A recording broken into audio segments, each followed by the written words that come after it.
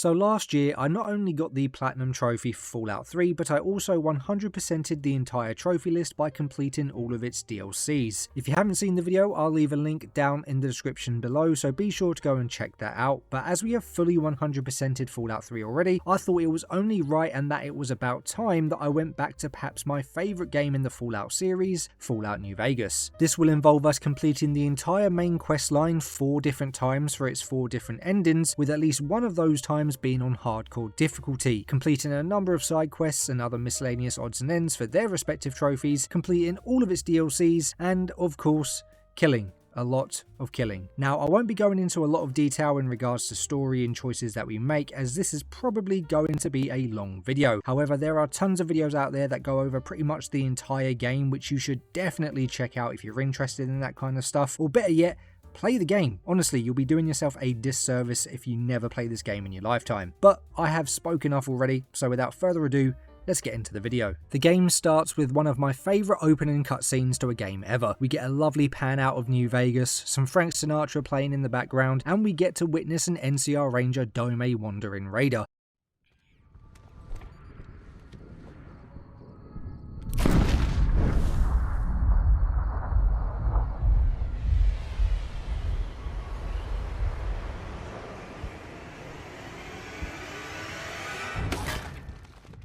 We also find the guy that we are going to be playing as with his hands bound and held at gunpoint by a man in a checkered suit along with 2 other scruffier looking individuals. He then shows off what he stole from us and puts a coin in his pocket before putting a bullet between our eyes.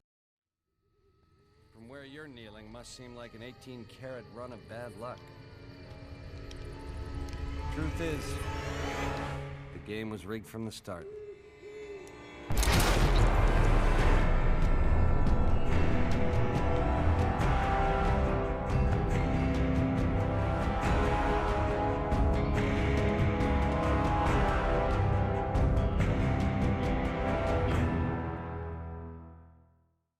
Not to panic though, as we are not dead. Turns out he wasn't the best shot in the Mojave, and thankfully we were rescued by one of the nearby town's residents and taken to the local doctor. This is where the actual start of the game happens, and from here we create our character, distribute our special points, choose some skills, and pick a few traits. The most important being the Wild Wasteland trait, because let's face it, what are you even doing if you don't pick it? We then say our farewells to Doc Mitchell, where he gives us a few items to help us on the path ahead, most notably the Pip-Boy. This is also where we would typically get our first trophy of the game, but I actually unlocked this all the way back in 2012 when I decided that I was going to start a playthrough on the PS3, as I already had multiple on the Xbox, but as you can probably tell, I decided against it pretty quickly.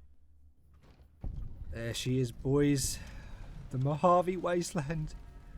She's beautiful. Oh, and we get the pop-up straight away. What a way to ruin the view, man. I was just about to take all of this in, and there we go, we just get the DLC pop-ups one after the other. I'm pretty sure we're still missing a few as well. But there we go. Town of Good Springs.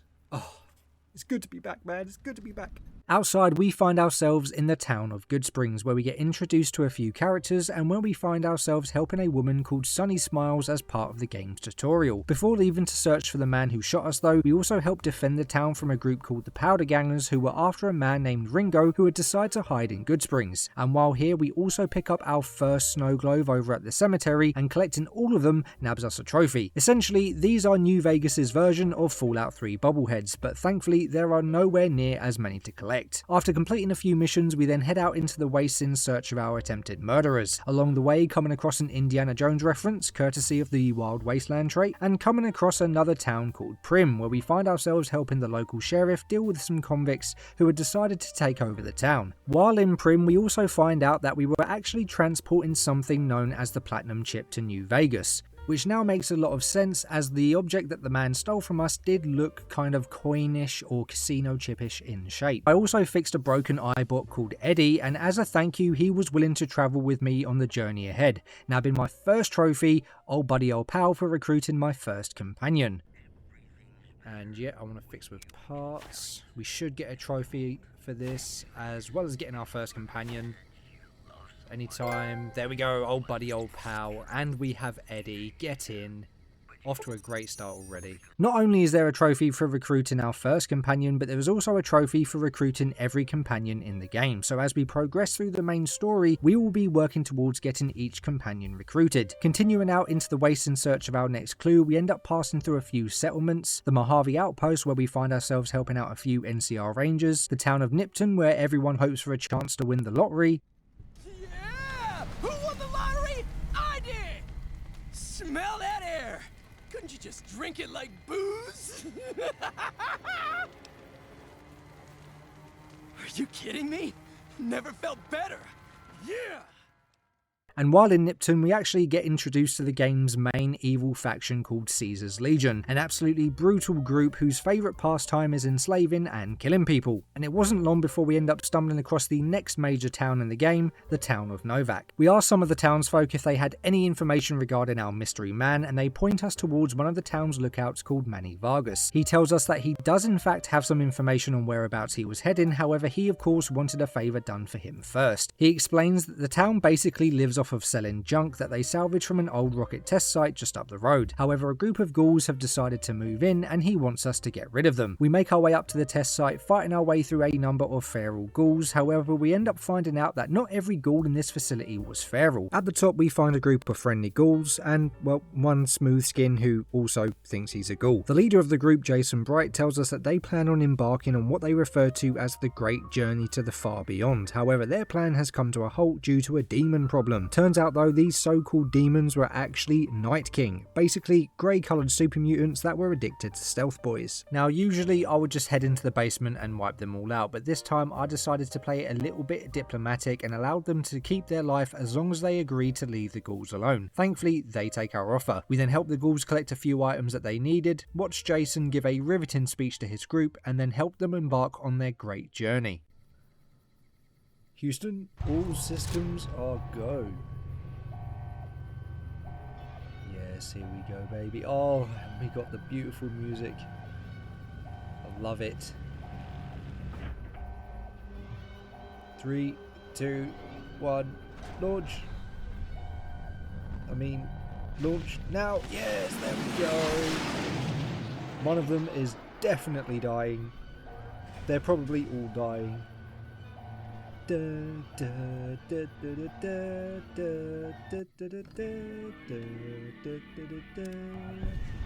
we get a trophy? I'm pretty sure we do. There we go. Come fly with me. Yes, another trophy unlocked. Get in. After returning to Novak with the good news, we then find out that the man that we are looking for is called Benny and that he was travelling to Boulder City with some great Khans. Before continuing our search though, I decided to do a little bit of exploring for some unique weapons and armour, as well as complete a few quests, during which we managed to unlock the trophies Jury Rigger for repairing 30 items, and the No Tumbler Fumbler trophy for picking a total of 25 locks. We then recruited Boone, and we also helped the NCR get the Helios 1 solar power station up and running again in order to provide power for all of the Mojave, unlocking the trophy, That Lucky Old Sun. She's alive, ladies and gentlemen, she's alive! Come on, my pretty burn. Ah, my eyes! Ah, no, my eyes! Ah, I can't help but look, though. Ah, I must turn away. Eddie, save me. We have to get out of here. Be grateful. Yeah, they better be grateful. These as a parting gift. I hope you'll find them useful. I'm sure I will, whatever you're giving me. As long as you give me a trophy, that's all that matters. There we go, That Lucky Old Sun. Another trophy out of the way. What is that, number 6 now, I think? Nice. Continuing our hunt for Benny, we then headed towards Boulder City where we confronted some members of the group called the Great Khans. Benny wasn't there though, and we find out he had actually betrayed them and headed back to New Vegas. This did however complete the quest, They Went That Away, and we unlock a trophy of the same name. And from this quest we also gained enough XP to reach rank 10, nabbing us another trophy, New Kid. Now, seeing as heading to New Vegas essentially begins our path towards the ending of the game, and with it being very easy to lock yourself out of certain endings at that point, I decided to instead make my way around the wasteland to explore, collect even more uniques, but most importantly to earn some more trophies both from miscellaneous tasks and from side quests. We started out by recruiting another companion by the name of Veronica. Now, turns out Veronica actually used to be a part of the Brotherhood of Steel, which came in handy as she was able to help us get into the Hidden Valley bunker, which introduced us to the faction. Now, the Brotherhood in the Mojave are nowhere near as much of a powerhouse of a faction as they were in the Capital Wasteland, which is also why they don't really play a massive role in the game's main story. Later in the game though, however, we did eventually help them out with a few tasks and managed to convince the Elder to end the bunker's lockdown and allow them to travel out into the wasteland more often. This did make us an official member of the Brotherhood of Steel now though, and gives us the training that's needed to wear power armor. No trophy for this, it's just something that I wanted to do. While taking on these tasks for the Brotherhood though, I did find myself completing other quests and earning more trophies. The first 3 we earned all had one thing in common, the number 10,000. We unlocked the Lead Dealer trophy for dealing a total of 10,000 damage with guns, more specifically ballistic weapons, a trophy from the 5th DLC of the game called Curios and Relics for dealing 10,000 damage with unique weapons, and the Blast Mastery trophy for dealing 10,000 damage with energy weapons. I also ended up travelling to Black Mountain where I found and recruited a ghoul named Raoul for more progress towards recruiting all companions. We then found ourselves heading over to the Nellis Air Force Base where we came in contact with a group known as the Boomers, and our next trophy has us helping this explosive group. We first meet with Pearl, who tells us that she has quite a big task that she needs help with, however we must first gain the loyalty of her and the rest of the group by helping them out around the base. Most of these tasks are pretty damn easy to complete, with perhaps the easiest being to listen to a kid give us the history of their faction. Yeah, this is actually a quest. Eventually though, we do gain the idolized status, and with that the loyalty of the Boomers. At this point though, Pearl does allow us to help us with the big task that she had briefly mentioned before. Turns out she wanted to retrieve a crashed B-29 plane from a lake not too far from the base, which they plan to repair and take to the skies once again. And on our way over to the lake, we managed to discover our 50th location, unlocking us the trophy Walker of the Mojave. We then attach the ballast to the plane, raising it out of its watery grave, and then return to Pearl to give her the good news, completing the Boomers questline and earning the trophy Valere. So, And there we go, another quest completed. bye. Bye bye.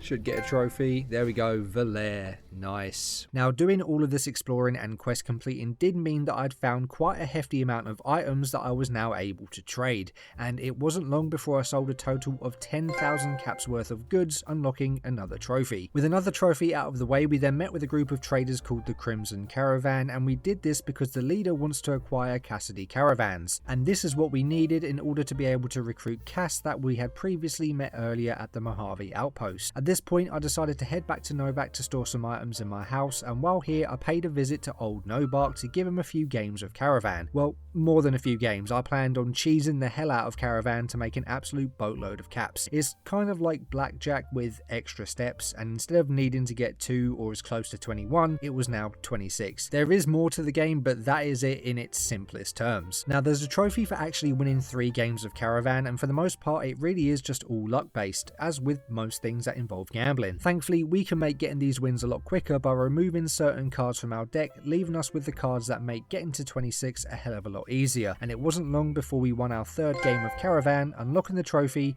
Know When to Fold Them. There is another Caravan related trophy for getting 30 wins in total, however I decided to leave that till a little bit later in the game. Now, for my next trophy, I decided to tackle getting the rest of the possible companions recruited. Apart from Lily, who resides in Jacobstown, the other 2 would actually require us to head into New Vegas. We began by heading into an area just outside of the New Vegas Strip called Freeside, where we meet with a group called the Followers of the Apocalypse. Among this group is a man called Arcade Gannon, another possible companion. Now, if you have a high enough speech skill, you can actually just convince him to join you right then and there, but seeing as I didn't just yet, I had to complete a couple of tasks for the group before he agreed to join. The next companion on my list was Rex, however to get Rex I would first need to complete a few jobs for a group called the Kings. Our first job had us investigating one of the guns for hire in Freeside called Oris, where we unveiled that he isn't all he's cracked up to be, and that essentially he's a scam artist who hires his friends to attack him and the person that he was guarding in order to make his service look good. And then we had to investigate the NCR, and while they were refusing to give food to the locals, we find out that the NCR had actually made an offer to the Kings, but the King himself never knew about it. Turns out his right hand man Pacer decided to decline the offer and had been causing trouble with the NCR ever since. We eventually get everything sorted out though, and the King agrees to help us out in the future. This completes his quest and nabs us the trophy, GI Blues. This is when he then asks us to help us find a new brain for his robot dog called Rex, as his one was failing, and so of course we get Rex the help he needed, gaining us even more favour with the kings, but most importantly giving us another companion. And for our final companion, I made my way over to Jacobstown, where I agreed to help one of the doctors there investigate the Night King and the source of their stealth mutation. This then allowed me to recruit Lily as a companion, and now that we had recruited all companions, we earned the trophy, the whole gang's here.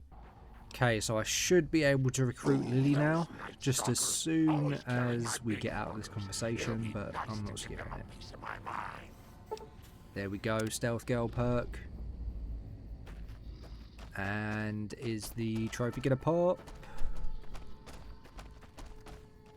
Is it gonna pop? I'll keep going for a minute. There we go, the whole gang's here. I was getting worried then. That took a really long time to pop, Jesus Christ. And while helping out the doctor's investigation, I also earned enough XP to reach level 20, unlocking another trophy, Up and Comer.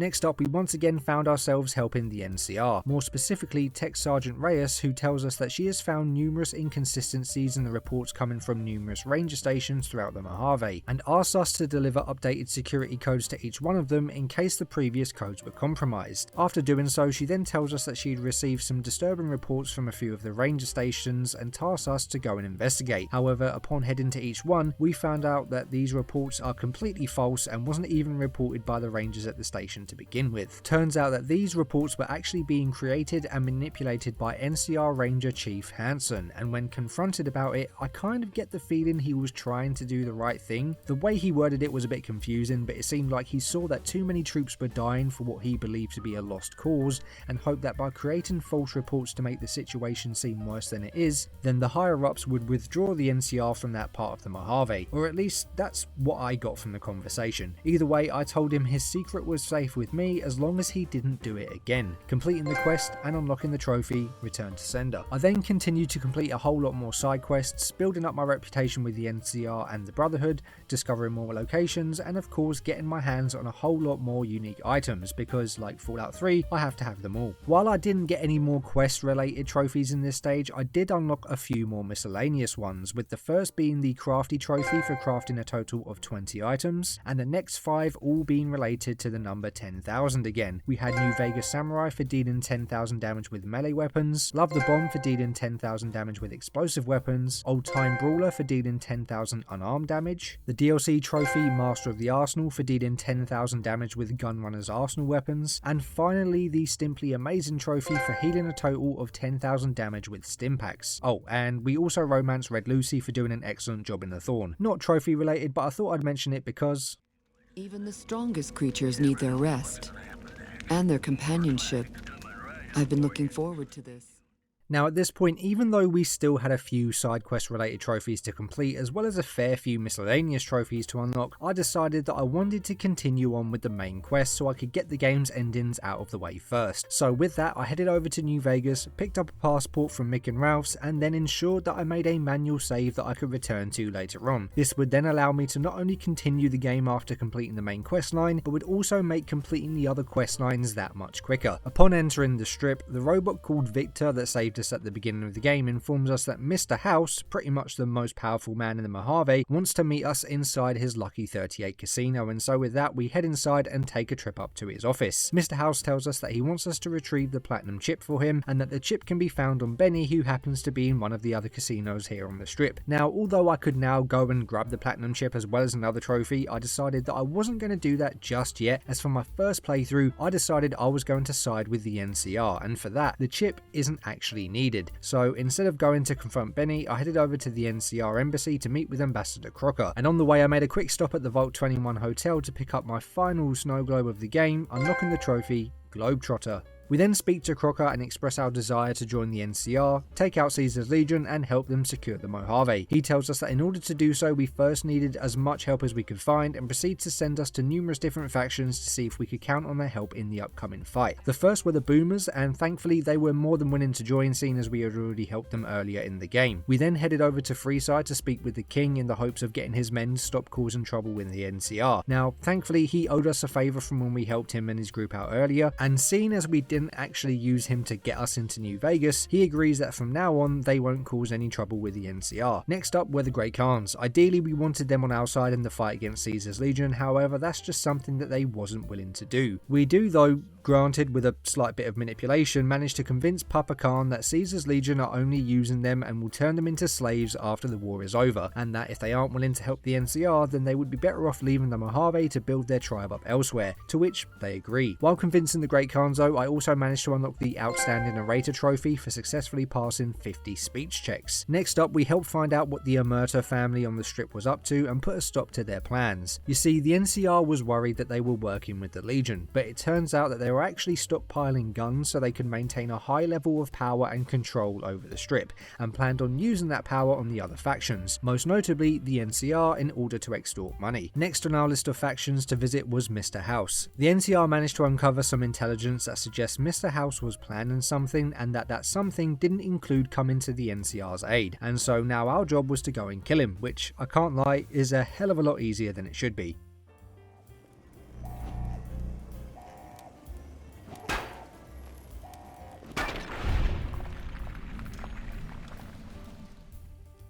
Which brings us on to our final job for the NCR before moving on to the end of the game, and that was to find the Brotherhood of Steel and either wipe them out or get them to help us in the upcoming war against Caesar's Legion.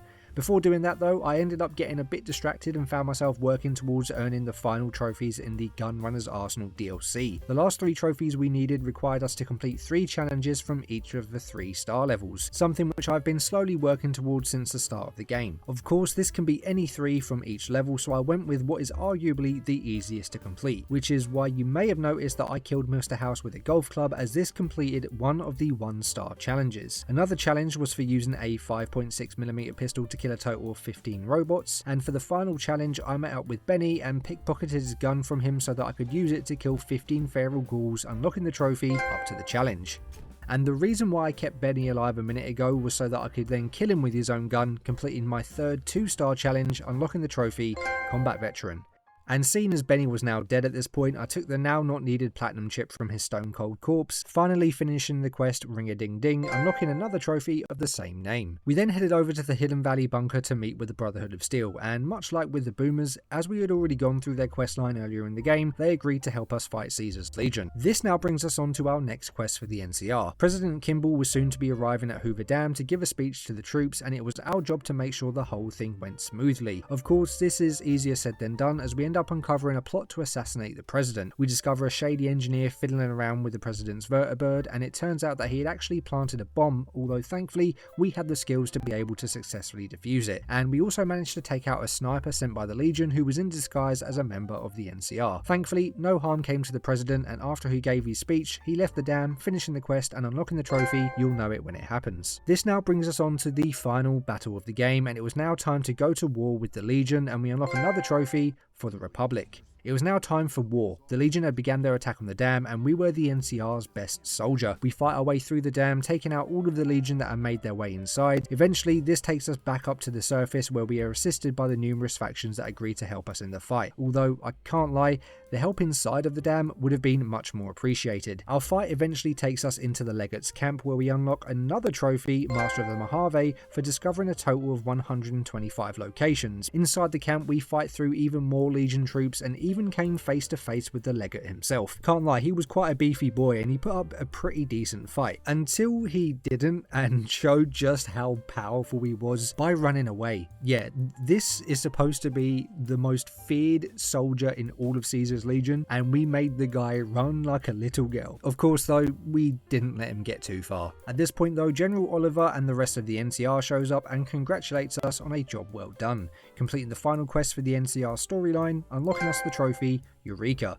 So with our first ending of the game finally complete, it was time to get the other endings out of the way as well. So with that, I reloaded to a previous save, killed Benny, and took the platinum chip back to Mr. House. House tells us that in order to secure the future of New Vegas, he needs our help further, because obviously. He shows us of a project that he's been working on, and that project is an upgrade to the Securitrons that not only increase their firepower, but also gives them onboard self-repairing capabilities. To actually get this upgrade in place though, he needed our help. He reveals that at Caesar's camp on Fortification Hill lies a derelict weather station, and that we can use the chip to gain entrance to the bunker hidden beneath it. So with that, we head to Cottonwood Cove and take a trip up to Fortification Hill. We then come face to face with the man himself, Caesar. Turns out he was actually very eager to meet us, as he also wanted our help. Now from here we could just join up with the Legion to take over the Mojave, but that will come a little while later, so we will make sure to make a save here. He tells us that he knows of the weather station at Fortification Hill, however has been unable to get the doors inside open. He wants us to go inside, use the chip to open the doors and destroy what we find. Of course we agree, but once inside, instead of destroying everything, we carry out Mr. House's plan. Inside we discover a vault with a massive army of Securitrons, and that this is where we would be using the chip to upgrade them. After upgrading the Securitrons, we return to Mr. House to report our success, where he then tasks us with our next objective. Now this part is very similar to what we did with the NCR and requires us to get help from as many factions as we can. In fact, this stage is pretty consistent throughout all of the main storylines. The only real difference with this one is that there is no way to ally with the Brotherhood of Steel for the final battle, and so we are forced to blow up their entire bunker. We then once again find ourselves protecting President Kimball from the Legion's assassins, before having to head to an electrical substation to provide enough power to the Lucky 38 for Mr. House to start the reactor inside, essentially giving him full control of the power in New Vegas. This then once again brings us to the final battle, and we unlock the trophy, The House Always Wins.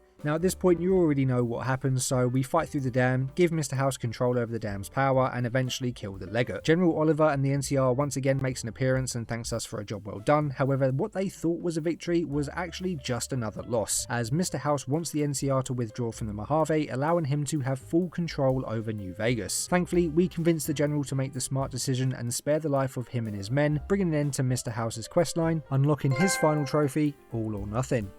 And so with another ending out of the way, I reloaded a previous save to move on to the third, and this time I decided I was going to side with Caesar's Legion. This time at the weather station bunker, rather than upgrading the Securitrons, we destroy the bunker instead. And then, much like with the previous two storylines, we make our way around to numerous factions in the Mojave, allying with as many as we can and destroying any that we can't. Although one of the allies that we don't see in any of the other storylines in this one are the cannibals running the ultra-luxe casino. After doing that though, we discover that Caesar is actually quite ill. In fact, he has a tumour on the brain and it was slowly killing him. However, there was a way to save him. This required us to make our way over to Vault 34 in search for a diagnostic module to install in Caesar's autodock. After saving Caesar, he then tasks us with assassinating President Kimball. Thankfully, we had already saved him twice so far, so we were very much familiar with how things were going to go down. Except rather than set up in the watchtower to take him out with the sniper, I just went straight up to the stage and put a couple of bullets into his head. Although the assassination was a success, we actually ended up dying straight after. However, because we did complete the quest beforehand, we unlocked the trophy,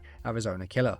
After successfully taking out the president, only this time actually being successful in living after it, it was time to go to war, and we unlock the trophy, Render Unto Caesar. And together with the Legion, we fight through the dam, taking out as many NCR along the way as we can. We eventually come face to face with General Oliver, and while we could convince him to surrender, we are the Legion and we need to set an example, so we kill him. This completes the Legion's storyline, allowing them to rule over the Mojave, taking as many slaves and inflicting unspeakable amounts of pain to anyone they see fit. But most importantly, we unlock the trophy, Veni Vidi Vici. With 3 out of the 4 endings out of the way, this left us with one more, Yes Man's. However, I decided that rather than going through and doing that now, I would leave that for my hardcore playthrough once I'd finished everything else. Mainly because Yes Man's storyline is arguably the easiest and shortest to complete. Instead of doing that, what I decided to do next was unlock a good majority of the remaining trophies in the main game before moving on to clearing all 4 of the DLCs. The first trophy we went for was Talent Pool, which is tied to a quest of the same name. This quest was relatively simple to complete and just required us to make our way around the Mojave in order to find some talent to perform on the strip at the Aces Theatre,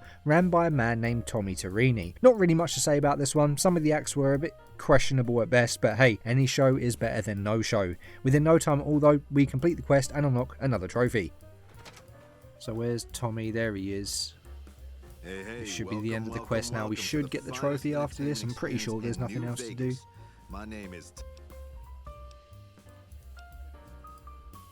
And like we agreed, here's your fee. 5%. There we go. You talking about Mr. Isaac? Quest completed. Can't wait Talent when you bring them pool. in, you Nice. turn them in. And we got the trophy as well, even better. Lovely. With one quest trophy out of the way, onto another. This time we were aiming to complete the quest The Legend of the Star, which required us to find 50 Sunset Sarsaparilla Star bottle caps. These can be found a couple of ways. The first is randomly obtaining them from drinking Sunset Sarsaparillas, although they do have quite a low chance of dropping. And the second is from picking them up from set locations around the Mojave, which is honestly a lot easier and faster. Now, I had already found quite a lot of these during my travels, however I was still missing a few before I could complete the quest. This was both a blessing and a curse, because although I only had a few more to collect, actually remembering what locations I'd picked them up in was the issue. At this point I just pulled up a list of all the spawn locations for the caps and just made my way to each one, hoping for the best that I hadn't already picked them up once I got there. It took a little while, but eventually I got my hands on my 50th star bottle cap, headed over to the Sunset Sarsaparilla factory and turned them into Festus, earning us another unique weapon to add to my ever-growing collection, as well as the trophy Legend of the Star. Okay, so over here should be our final 2 bottle caps that we need. There we go, that's our first one. Love how the bottle just fell through the floor right there. And I'm guessing, there we go, our last one. Oh my god, that took a little bit of time. I can't lie. Pick that up, let's make a move.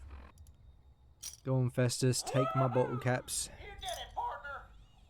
Yeah, of course I did it. Took me bloody ages, but we done it. Now give me my prize and give me my trophy. And that's our prize, ladies and gentlemen. Yeah, quest failed, Legend of the Star. I already know this happens. I remember this happening back when I played it. We didn't actually fail it. We've got to go and find the, I think it's like a little vault room, safe room kind of thing. And the vault should be down here. Yep, there we go. Red doors, that's what I'm looking for.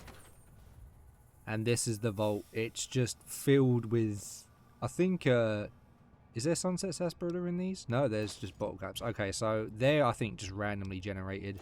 There's loads of these deputy badges on the floor, and I pick every single one of them up because, yeah, special items, and this is the only place you can get them. And then if we loot this guy, Alan, we should get the trophy. No, I think we need to pick up the holotape first and the gun. There we go, a valuable lesson. We should get the trophy now. Is it going to pop? There we go, Legend of the Star. Nice. And we got this lovely laser pistol pew pew, which I'm never going to use. It's just going to go straight in my storage. The next 4 trophies I decided to tackle were all related to gambling, 3 for playing 10 games of each type of casino game, and 1 for getting banned from all of the casinos by winning an absolutely ridiculous amount of money. And because I didn't actually want to get banned, I did create a manual save beforehand that I could return to after getting the trophies. Of course, the first 3 are as simple as can be, literally just play each casino game a total of 10 times, didn't matter in the slightest if we won or lost. The 4th trophy though did require a little bit of finesse, and by finesse I mean luck. Now, when playing Fallout, I usually have my luck at 7, not too sure why, it's just something that I've always done, and seeing as gambling is all about luck, we wanted to have it as high as possible in order to pretty much ensure easy wins in the casino games. Even though 7 was, to be fair, plenty for us to be able to get some quick wins, I also took numerous chems and wore anything that would increase our luck stat, and within no time at all, we were earning thousands upon thousands of caps and slowly getting kicked out of each and every casino on the strip. Eventually we played our final hand and had successfully been banned from every casino in New Vegas, earning us the trophy, the courier who broke the bank. And seeing as we had now been banned from every single casino, I also decided to finally get the remaining wins I needed in Caravan. Now, as I said earlier, Caravan is kind of like Blackjack, but with many extra steps. Instead of playing from a single deck of cards, each player has their own deck and can bring in whatever cards they wish, and instead of getting as close to 21, the goal is to get to or as close to 26. Much like casino games, winning in this one is luck based as well, but it is much easier to achieve by just removing a bunch of cards and only having the cards that will almost guarantee that you always hit 26. Thankfully, this really didn't take too long, and we eventually reached our 30th win, unlocking the trophy Caravan Master. And finally, for my last trophy before officially entering the DLC, I made a manual save, went into Camp McCarran with a machete in hand, and laid waste to all of the named NCR NPCs to complete my final 3-star Gunrunner's Arsenal challenge, unlocking the trophy Pros Only. Now, not only was that the final Gunrunners Arsenal challenge that I needed to complete, but it was also the final Gunrunners Arsenal trophy that I needed to obtain, completely knocking out one of the 5 different DLCs. So now it was time to start our first of 4 main DLCs, and I decided that I was going to do them just as I did them back in the day, and that was in the order that they were released in, with the first being the Dead Money DLC. We started off by investigating a radio signal inviting wanderers to the Sierra Madre Casino. This led us into an abandoned Brotherhood of Steel bunker, and as we make our way further inside we come across the source of the radio signal, but as soon as we get closer to the radio, gas starts filling up the room and we end up passing out. When we awaken, we are introduced to Father Elijah. He tells us that he has brought us here as he wants us to break inside the Sierra Madre Casino in order to reach the treasure hidden inside, and to do this we would need to make our way around the villa in search of 3 other people who had also travelled here in search of this treasure, and we didn't exactly have a choice in the matter as he decided to strap explosive collars around our necks, meaning any attempt to escape would mean death, as would killing any of these other survivors. This would also be made harder due to the fact that there are numerous enemies here known as ghosts that don't actually die. No matter what you do, they will just get right back up a few minutes later. On top of that, there was also these toxic clouds of gas that would kill us, as well as speakers that would interfere with our bomb collars, causing us to explode. Yeah. There was a lot of danger around almost every corner, and it was safe to say we wasn't going to be in for a fun time. So from here we began making our way around the villa in search of the 3 companions that we would need for the heist. The first companion we found was Dog, and he was locked inside of a jail cell, and the only way to get him out was by playing a holotape that we picked up from the basement. This holotape reveals though that Dog has a split personality, one being his normal self, a bit dim but capable of causing some serious harm to not just others but also himself, while his other personality is known as God. He describes himself as being Dog's conscience, and he is essentially a much smarter version of Dog who tries to keep his animalistic instincts at bay. The second companion I found was Christine, who was trapped inside of an autodoc. Turns out though that she wasn't getting any life-saving surgery, and instead this autodoc had removed her vocal cords, which wasn't very good for us seeing as we couldn't have a proper conversation. Thankfully she could still listen to instruction though, and agreed to wait back at the fountain while I found our third companion, which brings us to Dean Domino.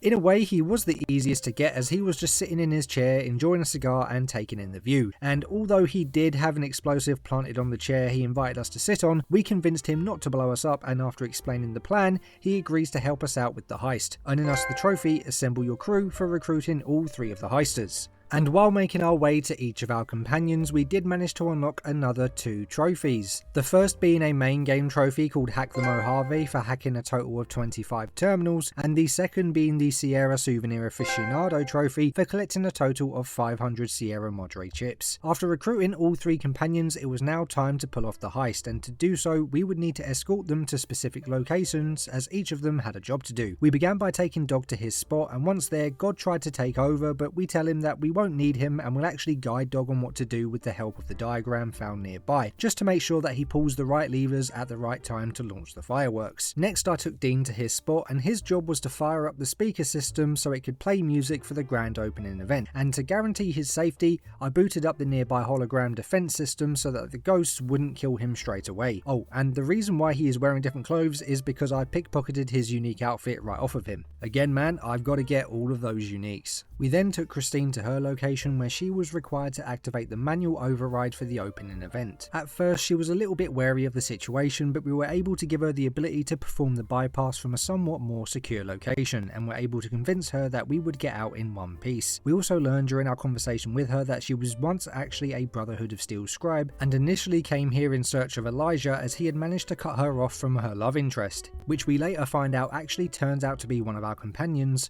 Veronica. So with everyone else in position, we then headed over to a nearby bell tower to kickstart the Sierra Madre Gala event, nabbing us the trophy, having a ball. Now, the gates will open, and so will the skies.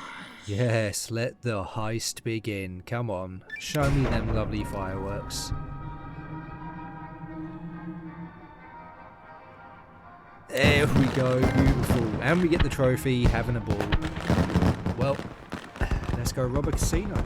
After entering the casino, we find our companions knocked out on the floor, and with seconds we too are also knocked out. After waking up though, we discover that our team are no longer with us in the lobby, and Father Elijah tells us that we now needed to activate the casino's power. After activating the power, Elijah once again gets in contact with us and tells us that our companions have been moved to different floors of the casino and that their collars are interfering with the music that he needs on each of those floors. At this point, he no longer has control over the bomb collars, and so now tasks us with going and sorting out the issue for him, either by recalibrating the collars or by offing each one of our companions. We begin by making our way to Dog in the kitchen, who was currently at risk of setting himself and the whole floor on fire. After fixing the broken gas valve, God then ends up taking over and tries to convince Dog to kill us, but thankfully we have a way with words and manage to convince Dog not to, and we also actually found a way to merge his two personalities together. Even though he doesn't remember us now and he is unable to help us further in the heist, this is widely considered to be the best ending for Dog, as not only does he get to keep his life, but the power struggle between two personalities also comes to an end. Next up was Dean. Turns out though that even though I'd helped him out as much as I could throughout the heist to ensure his safety, we made him feel like he wasn't in control, and so he was actually planning to stab us in the back and attempt to enter the vault to take the treasure for himself. Obviously we wasn't going to let that happen, and as there was no way of talking him out of it, I had no choice but to kill him. Finally we made our way to find Christine, who to our surprise has her voice back, and on top of having her voice back, she sounds exactly like a woman called Vera Keys, the lover of a man named Sinclair, who was the original owner and creator of the Sierra Madre Casino. And as she had Vera Keys' voice, she was also key into gaining access to the vault. Once here, she also confirms what we had briefly discovered earlier, that she is part of the Brotherhood and came here to find Elijah after he managed to elude her at a place called the Big Empty, and after being trapped at the Big Empty, a courier wearing a coat with the old world flag on his back managed to save her and told her where Elijah had run off to.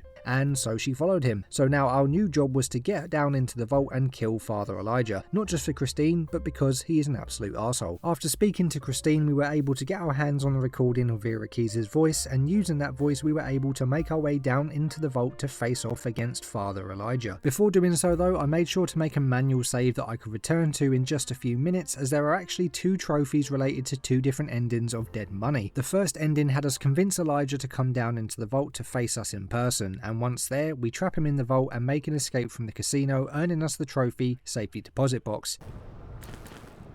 That's it, come down the stairs. Keep going, buddy. Keep going, sneak around here. You don't see me, you don't hear me. That's it, into the vault. Go on. Keep going, don't stop now. Right, I'm just gonna walk. Pray he doesn't see me. He shouldn't. Did it work? Did it work? Is he in? Yes. Come on. See you later, buddy.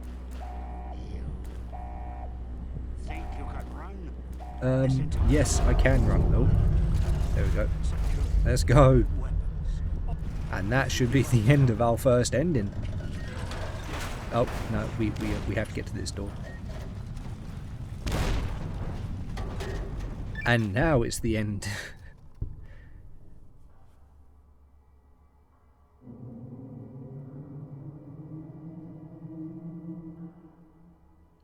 Haven't had the... No, I was just about to say, haven't had the trophy pop yet, but there it is. Safety deposit box. Lovely, first ending out of the way. And as we got quite a decent amount of XP for completing the DLC, we also managed to reach level 30, earning us a main game trophy called the Boss. The second ending was similar to the first in the sense that we convinced him to come down into the vault to face us in person, although this time rather than trapping him in the vault, we just straight up murder him and then use his lifeless corpse to help us escape with all of our loot, including the absolutely ridiculous amount of gold bars that we took from the vault. This finally completes the Dead Money DLC and we unlock our final Dead Money trophy, Cash Out. Moving straight on to the next DLC, we was taking on Honest Hearts. Now to start this off, we ended up meeting up with the Happy Trails Caravan Company, who agreed to take us up to the Zion Valley, and as soon as we arrive, we unlock our very first trophy of the DLC.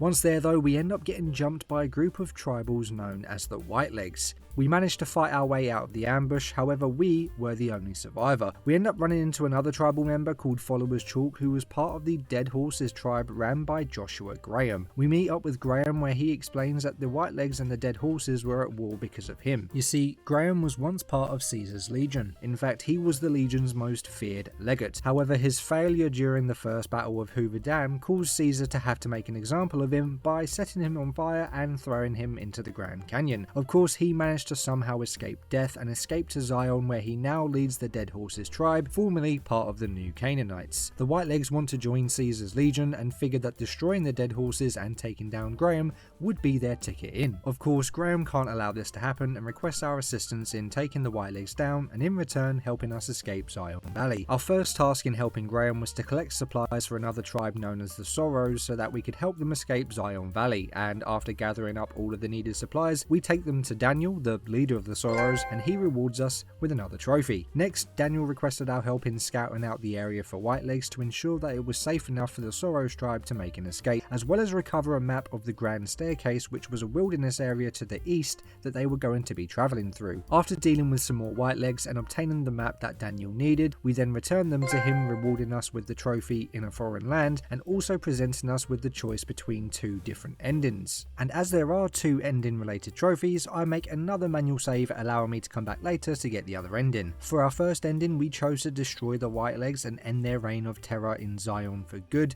for the good ending. Gonna be honest, they put up quite a decent fight, but they were no match for two tribes and a courier, and we absolutely slaughtered all of them, unlocking the trophy, O Daughter of Babylon.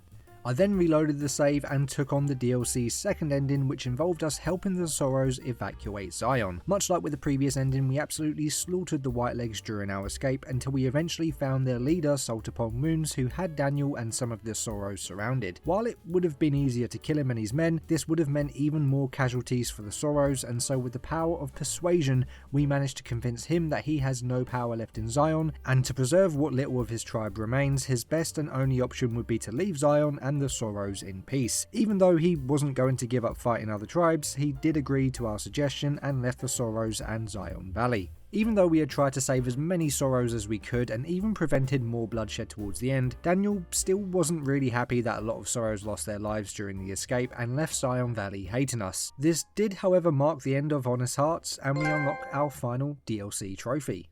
Can't lie, back at release and back when I was a lot younger, I didn't think this DLC was that short, but going through it this time, it showed me just how short it actually is. And even though I didn't show you purely to save on the length of this video, this time I even went out of my way to complete all of the side quests and collect all of the unique items, which granted added a couple of hours more onto the DLC, but in total, it's still extremely short. To be fair though, even though this has to be at the bottom of my list for DLCs in this game, I do wish it had more content. But enough of that, it's now time to move on to the game's third DLC, and that is Old World Blues. We begin by travelling to the Mojave Drive-In, where we encounter a crashed satellite, and upon interacting with it we are teleported to Big Mountain. The Big Mountain was essentially a massive facility that housed some of the world's brightest minds that worked together to build life-changing new technology to create a better world. That was until the Great War. We end up waking up where we find out that we now had a few extra scars, more specifically scars on our back, chest and head. Progressing further through this strange facility, we come across a group of once human, now robotic scientists known as the Think Tank, and it turns out that they had actually removed our brain, heart and spine and replaced them with artificial parts as part of a science experiment. While they had my original heart and spine, they didn't actually have my brain, which is where this next part comes in. We are then introduced to the Think Tank's nemesis, Dr. Mobius, and it turned out that he was the one who had my brain. So now not only was our task going forward to help the Think Tank deal with Dr. Mobius in order to escape Big Mountain, but to also take him down in order to get back my brain. And to do this, the scientists needed 3 items: the X8 upgrade for the sonic emitter, the X2 antenna,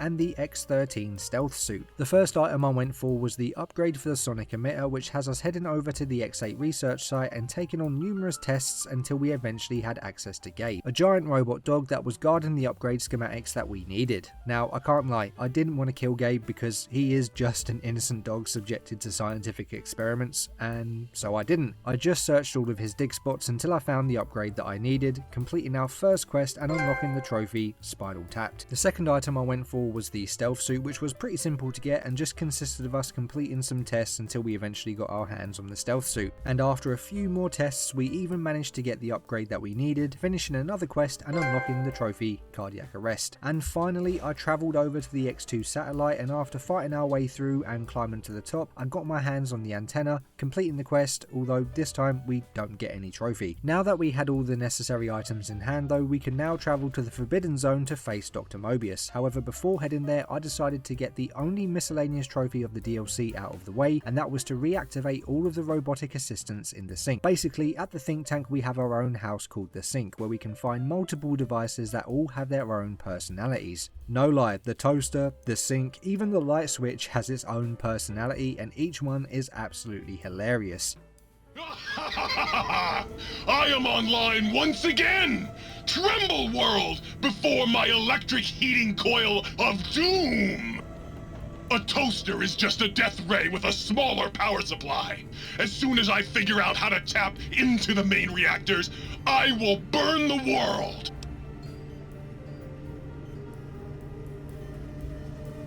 Buddy, if my heating element were just a little bigger, you'd be on fire right now! On fire! Reactivating them was pretty simple enough, and while making my way around the map collecting all of the unique items, I also picked up all of the holotapes containing each of the personalities that we needed. And after doing so, I returned home and installed them, which did manage to nab me the trophy, making friends. After making my way into the Forbidden Zone, we end up finding Dr. Mobius's lair, where he was being guarded by a massive robo-scorpion. Although taking some turbo that slows down time and wailing on him with a mantis gauntlet allowed us to take him down pretty damn quickly. Upon coming face to face with Dr. Mobius though, we quickly come to find that he isn't actually as dangerous or as nasty as we were led to believe, and honestly, is actually the good guy here. You see, the think tank always like to take things too far with their experiments, as seen by the numerous enemies we have already been fighting in Big Mountain, and he knew that if nothing was done to limit them, then they would eventually branch out into the wasteland, where they would then test on pretty much everyone and everything they could find, and the only way of doing that was by trapping them in Big Mountain using a radar field. After all, they were actually the ones responsible for the cloud in the Sierra Madre, and even created creatures like the cazadors that can be found out in the Mojave. We decided that killing Mobius definitely wouldn't be the smart thing to do, especially as he is technically a hero and is the only one keeping the scientists of the think tank in Big Mountain. So we leave him in peace and proceed to retrieve our brain, which was actually hilarious. Our brain can talk to us, and he was actually quite a pompous little dick, very up himself and took no responsibility for the things that happened to us, even though on a technicality everything that did happen to us and everything we've done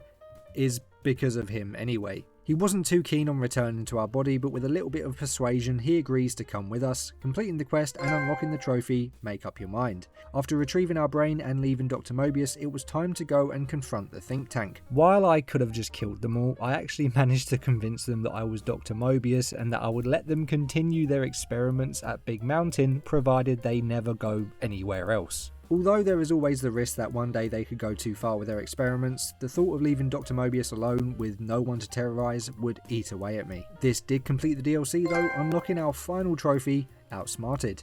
Which brings us on to the final DLC of Fallout New Vegas, and that is the Old Lonesome Road DLC. To begin the DLC, we made our way over to the canyon wreckage that had a path that we could use to take to the divide. Once there, we made our way inside a nearby bunker where we come across our old friend Eddie, or at least another iteration of him anyway. This model of Eddie had a few differences to the original though. Inside his database were recordings from his development, and on top of that, he also came with the ability to override electronic security, which came in handy as that's exactly what we needed to be able to progress further through the bunker and into the Savage Divide. Also, as we were making our way through the bunker, we came across our first of 5 upgrades for Eddie, and getting all 5 nabs us another trophy later on, so as we progress through, I will be aiming to collect every upgrade. After making our way outside of the bunker, we end up receiving communications from a man known as Ulysses, the original Courier 6. The way he speaks is very cryptic in a sense, but essentially me and him have walked a lot of the same roads, and that he was the original courier hired to deliver the platinum chip. However, he turned down the job and disappeared. He tells us that he has been looking for us for quite some time, but then decided just to let us come to him, and it seemed to have worked because here we were on our way to find him. Even though the whole conversation with Ulysses was again very cryptic, we did leave with the understanding that in order to progress further through the divide, we would need to find something called the laser detonator and use it to blow up numerous warheads in order to clear paths forward. Thankfully, this detonator could be found pretty close, and soon we were able to blast open a new path for us to take. Now, there is actually actually a trophy for blowing up all of the warheads in the Lonesome Road DLC, and there is a total of 30 to find, and while a good majority of them aren't needed to progress the story, they are all needed for the trophy, so as we continue through the DLC, we will be blowing up every single one we come across. Shortly after picking up the detonator, I also found a vending machine that Eddie could repair, and seeing as we were absolutely stacked on caps, I purchased every single upgrade for the red glare weapon, nabbing us our first trophy of the DLC. Continuing on through the divide, we lay waste to numerous enemies and blow up quite a few warheads until we eventually reach the Ashton missile silo. Once inside, we fire up the silo and use it to launch a warhead across the divide, creating a path to reach what is known as the Courier's Mile, and we unlock our second trophy of the DLC, Condemned to Repeat It.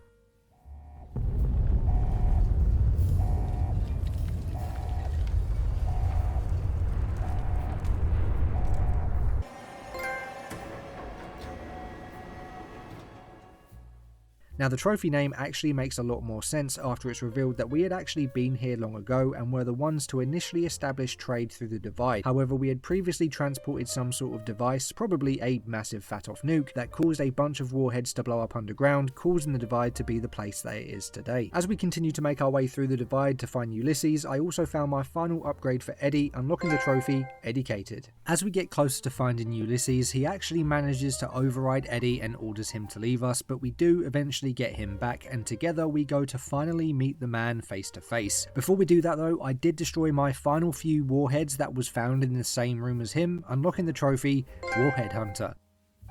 We then confront Ulysses, where we discover that he plans on launching the rest of the warheads with the goal of nuking the NCR and the Long 15, mainly because he carries an insane amount of hatred for the NCR and doesn't believe they have any chance of building a better future for society to live on. He believes that by destroying the NCR and the Mojave, Caesar and his legion will give up their conquest to conquer more land and begin to settle and create their own proper society, which he also believes has the best chance of having at least a semi-decent bright future. However, through the power of words, or at least our maxed out speech skill, we are able to convince Ulysses that the NCR really does have a good chance of building a better future for the city of New Vegas and all of those across California given the chance, and thankfully he comes around to our way of thinking. This wasn't the end just yet though, as not only did we have a missile launch to try and stop, but we also had a massive army of marked men to deal with, as Ulysses had allowed them entry to prevent our escape in case he couldn't kill us. The following fight was a tough one, but together we managed to fight off the army, allowing us to make an escape. We then attempt to cancel the nuclear launch, however we had very little luck. This is when Eddie reveals that he can actually stop the launch, however in doing so he would completely fry his insides. As much as we hated the idea of losing Eddie, he was currently the Mojave's only hope for survival, and so with that we say our final goodbyes to Eddie and he sacrifices himself to save the Mojave. What an absolute bloody legend. I want everyone in the comments to pay respects to this little guy. He gave up his life so that some people in the desert can live theirs. What a hero, man. It's beautiful. Shit, I actually got some tears coming out my eyes. What the hell?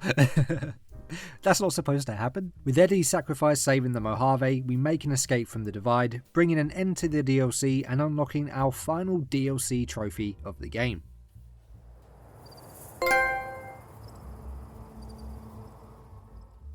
With every single DLC now complete though, this brings us to the final stage of our platinum for the main game. We had a total of 7 more trophies to unlock, including the platinum, 3 being miscellaneous, 2 related to our 4th ending, and of course 1 trophy for completing the story on hardcore difficulty. So before going on to my hardcore playthrough, I decided to quickly get the remaining miscellaneous trophies out of the way first, with our first trophy being the mod machine trophy for simply installing a total of 20 weapon mods. Our second trophy was the desert survivalist trophy for healing a total of 10,000 points worth of damage using food. Now an easy way to do this is to head over to the Ultra Lux Casino and use their swimming pool to slowly drown yourself until you had literally no health remaining, and then use any food that you have on you to heal. If you run out of food, like I had quite a few times, you could simply head to one of the vendors inside the casino where you could buy some more food for quite a low price, and then if you just wait a few in-game days, their stock will replenish and you can rinse and repeat this as many times as you need to get the trophy. And our final miscellaneous trophy was the trophy Artful Pocketer for picking 50 pockets. An easy way to do this is to simply head to the Vault 21 hotel on the strip, because for some reason there is a glitch that allows you to repeatedly pickpocket the same items off of the owner, Sarah, and as far as I know, this is the only area in the game where this glitch occurs and significantly speeds up the entire process. And so with those 3 trophies out of the way, this finally brings us onto our hardcore playthrough and our final ending of the game. Now, hardcore sounds a lot harder than it actually is. The main difference between hardcore mode and normal mode is the fact that ammo now has a carry weight, so realistically you are only going to be bringing along ammo that you intend to use. Healing items now heal over time rather than instantly. Companions can permanently die, although I didn't plan on using any during this playthrough. And finally, it adds survival elements into the game where we must drink, eat and sleep in order to avoid suffering negative effects and potentially dying. Everything else though is pretty much exactly the same as a normal playthrough, and while the changes seem like they add a whole other layer of difficulty to the game, on a realistic level it's very easily manageable. So to start off hardcore mode, I created a new character, distributed my points and chose my skills, and made sure to choose hardcore when leaving Doc Mitchell's house. After leaving the Doc's house, I gathered up a few items, obtained the varmint rifle from Sonny, and then made my way out into the Mojave. Now, because I planned on pretty much speed running this playthrough to get it finished as quickly as possible, instead of taking the normal path the game pushes you to follow, I made a straight dash towards Camp McCarran, passing through locations like the Hidden Valley and Black Mountain, and pretty much ignored every single enemy I came across. Thankfully, right outside of Camp McCarran, I found some NCR troopers fighting some fiends, and one of them actually died, allowing me to loot some NCR armor off of their body. Equipping the armor essentially allows us to disguise ourselves as members of that faction and actually temporarily raises our reputation with them so that they consider us a friend. This was absolutely amazing, as rather than having to head to Freeside and having to get my hands on a passport, it allowed me to head into Camp McCarran and use the monorail to take us to the NCR embassy on the strip, completely bypassing a massive chunk of the game. Once at the strip, I went to the Tops Casino,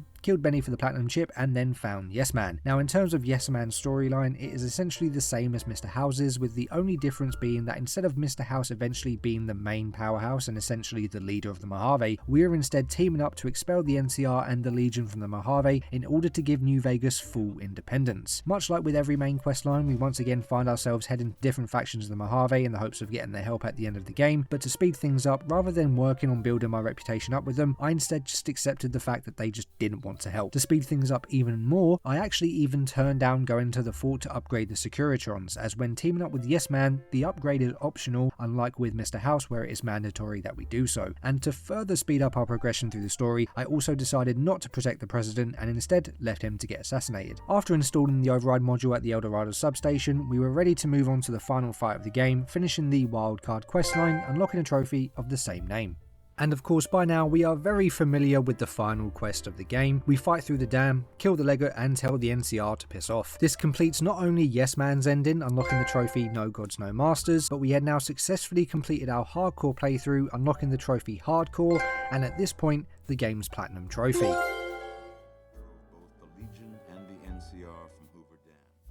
And so with that finally being Fallout New Vegas's platinum trophy, of course now's the time to share my thoughts on the experience as a whole. So as I've said before, Fallout New Vegas is perhaps my favourite game in the series, so I went into this fully expecting to thoroughly enjoy myself, and it's safe to say that that is exactly what happened. I absolutely loved returning to this game after such a long time away from it, and I loved every second of it. The quest lines, the side quests, the locations, and of course the DLC still to this day blows me away and honestly amazes me how they've never really managed to top it. Obsidian did such an amazing job with this game, and it is honestly heartbreaking that Bethesda hasn't brought them on to work on another. And finally, the trophy list itself is pretty damn easy, with the only exception being the Gunrunner's Arsenal DLC trophies, as I wasn't a massive fan of having to go out of my way to kill certain enemies with certain weapons, but that's just a me thing, and then again, I would take those over having numerous trophies related to different karma levels any day. But anyway guys, this does bring us to the end of the video. If you enjoyed this video, then please make sure to smash that like button and share this video around. It shows your support, and your support is always appreciated on the channel. Make sure to leave your thoughts on Fallout New Vegas down below, as well as any suggestions for future games you'd like me to cover. And if you haven't already, make sure to hit that subscribe button and turn notifications on to stay up to date with everything I upload. I hope you all have a great day, and I'll see you all